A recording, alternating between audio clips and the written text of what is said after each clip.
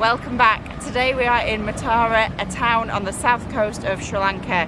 We're going to show you best things to do and best things to eat while you're in Matara. See you in the video.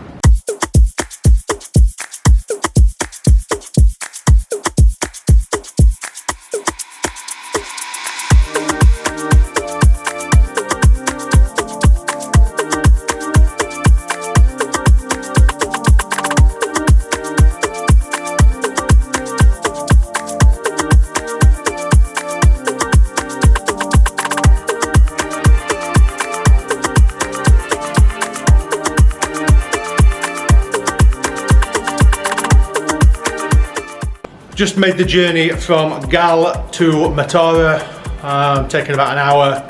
Just got to our room. Look at this room.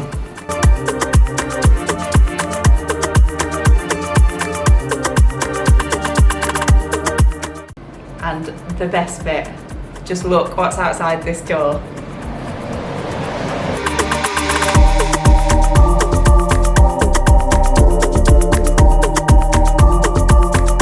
The place we stayed in Matara was the Secret Beach Hotel, right on the beach with a friendly team and lots of great sunset opportunities.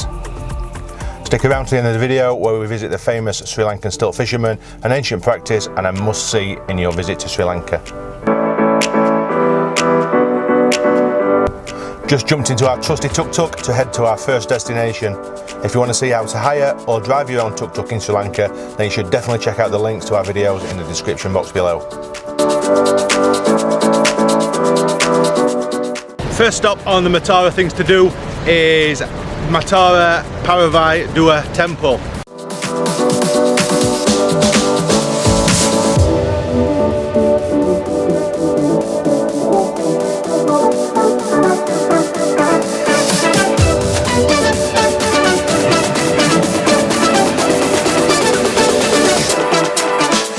So this is a Buddhist temple. You have to walk across a little bridge, it's on an island. Seas all surround it, the waves are crashing up against it, it's really nice.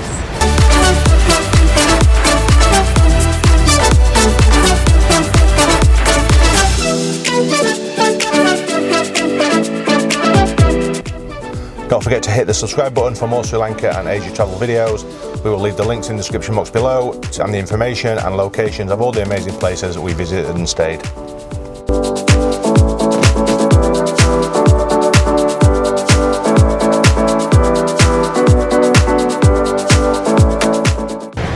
Although a little rundown, construction works happening, so all the things you normally see in a temple are kind of shoved away in a corner.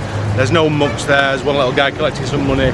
It's supposed to be free entry, but you have to buy a 1,000 rupee donation ticket. So it's 500 per person and it's a donation towards the restoration. And it says on the ticket, it wishes you good blessings for donating. It's going to take a long time to restore. I can only assume that from the tsunami it was badly damaged and they're just trying the best to put it back together. I drove across the island by a temporary bridge. Looks like there was a permanent bridge at one time, but that looks like also was destroyed in the tsunami.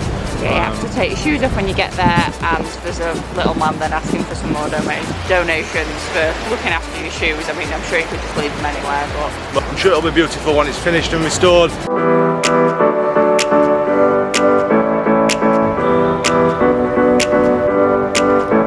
Directly across from the temple is Matara bus station. From here there are buses available to all places in Sri Lanka.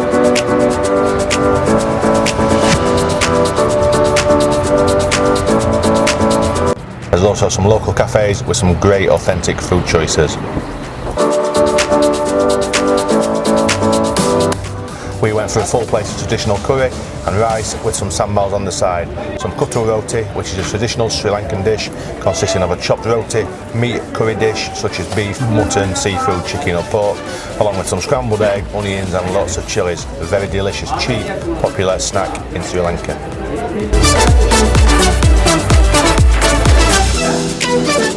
If you have any questions or comments, please leave them down below. We would love to hear from you.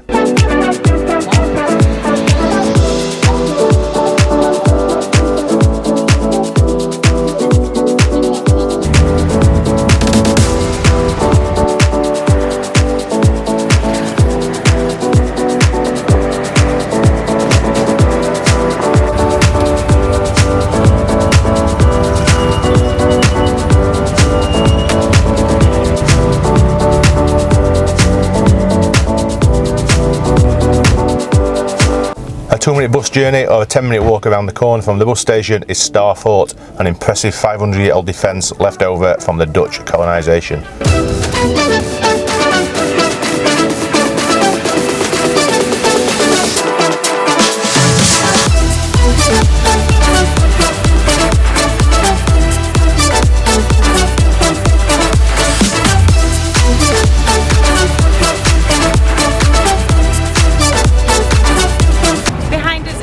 Matara Fort. Next thing to do, as you can imagine, it's a star, it's a fort, it's surrounded by a huge moat, it's a 6-pointed star.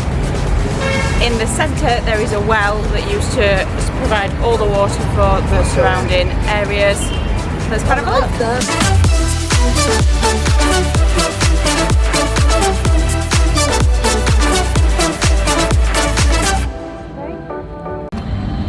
As you walk around the top of the fort, you can see the holes where the cannons used to be. There was 2 on each side of the star.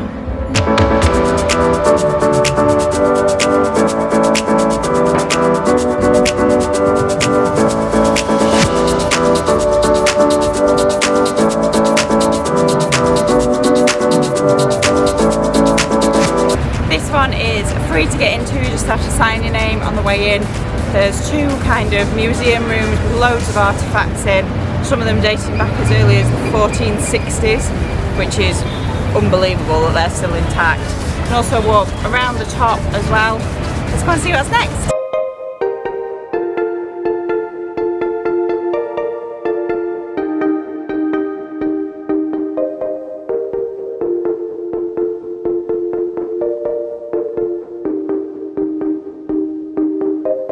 A few minutes away we heard about a local beach that we thought we'd go and check out on the way to our next destination.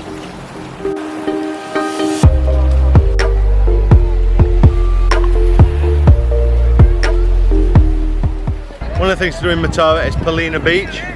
It's really popular with the locals. There's loads of stalls selling rubber rings and like snorkel stuff for hire. Loads of coral washed up on the beach as well. There's a coral reef where the waves are breaking, so it's quite a nice bay to swim in. It's really calm, the water. You can also do whale watching, and you can also do whale watching and boat hire from here. Probably see some turtles maybe if you hire a snorkel and get out towards where the reef is. It's a very small beach, very, very, very local. It's very popular. Probably not somewhere you'd like to visit for a great length of time, but both welcome to have a quick look and see what it's all about. There's also a small Buddhist temple just off the beach. Probably midweek, the beach is a lot quieter. Probably some nice time to get some quiet time, bring a book and relax for a while. Sand's really nice and the water's shallow for a nice dip or a swim. Also in Palina Beach there are a handful of budget hotels, maybe somewhere to check out if you wanted to stay somewhere by the sea.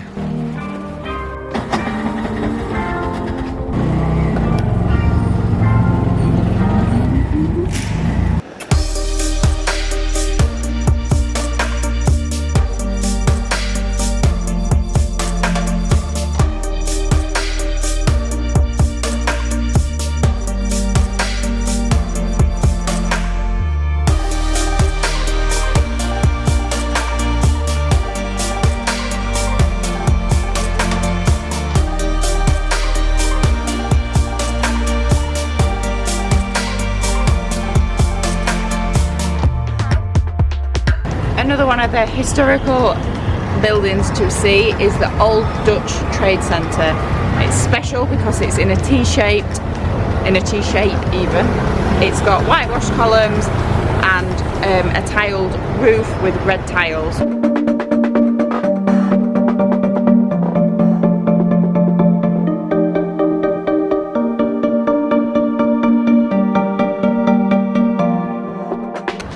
So locally, the tiles on the roofs are known as petit ulu. They must be made locally because a lot of the historic buildings all have them on.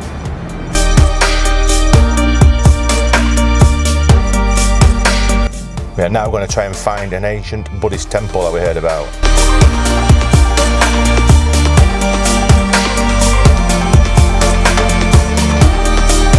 Next stop on the things to do in Matara is the Waharahina Temple.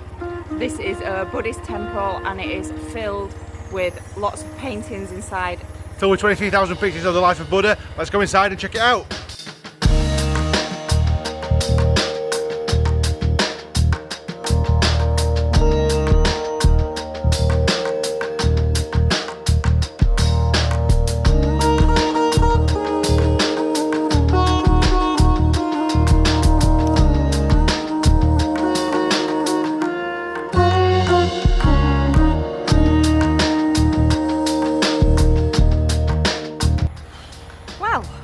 A whistle-stop tour, shall we say. Don't know about whistle stop, we've been in there maybe an hour and 15 minutes. So it's donation again. So the suggested donation is 500 rupees per person. We were met at the door by a monk who was decidedly drunk. Yes, there was a bottle of something, maybe the local spirit, sat on the side as we walked in. However, he took us around the temple, all the floors, all around, took maybe over an hour, showed us all the things, explained everything the best he could in his broken English between his slurring, but overall very, very nice place to visit. Yeah, we also got blessed as well and got like tied a white string round our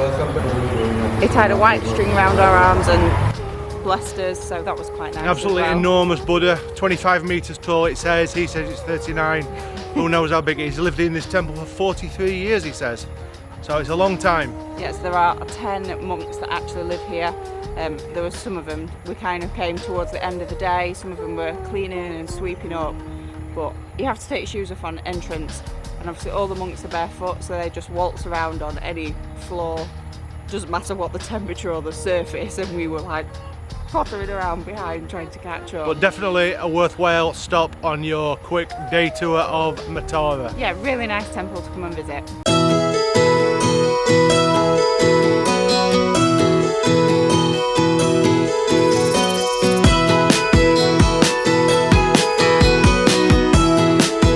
Back in the tuk-tuk, we're going to drive down to the coast and check out Sri Lanka's tallest lighthouse. Then, as promised, we head back up the coast in search of the famous still fisherman.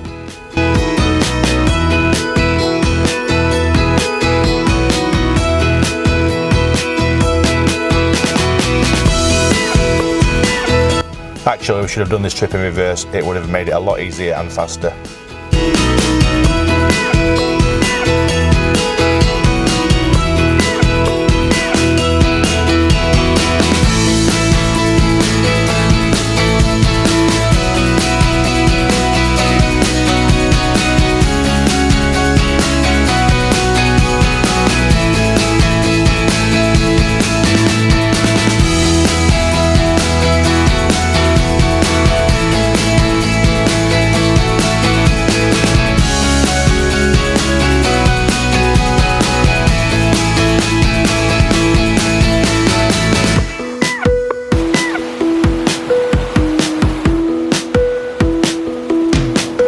Just behind us and located 6 kilometres southeast of Matara town is Dondra Head Lighthouse. So this lighthouse is on the most southerly tip of Sri Lanka, and it is one of the tallest lighthouses in both Sri Lanka and Southeast Asia. Built in 1890. So the lighthouse is 49 metres in height. Looking at the state of the rocks and the rough seas out there, it's well needed in this area. Yeah, 100%. There are quite a lot of boats out there and people fishing, but I would definitely want this lighthouse in the dark, 100%. But somewhere to come and sit and enjoy the view. There are some beautiful views, some palm trees and blue-green seas. Yeah, the sea is beautiful colour here. Also, the other side just behind us is a restaurant overlooking the bay, the beach. It's a small little beach area, could probably chill and relax or have some nice local food overlooking the water. One of the things you need to see while you're in Matara province.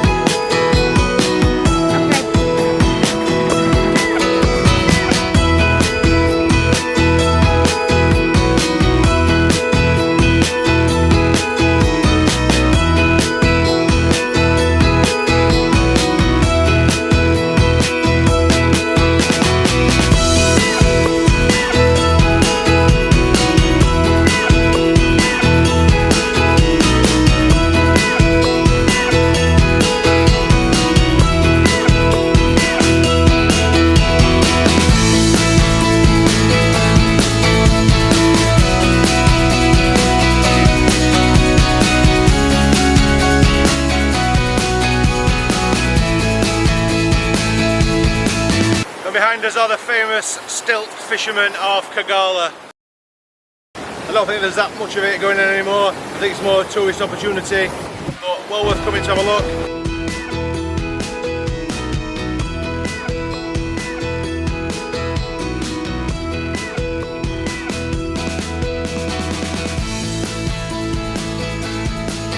They do want paying to perch on the poles, 400 rupees per person.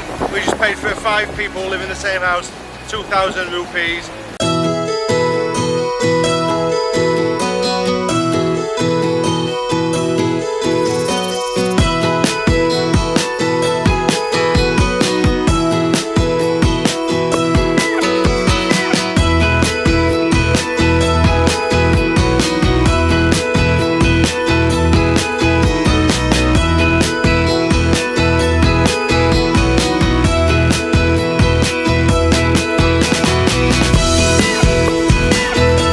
We do hope you enjoyed this video and take the time to visit the beautiful province of Matara.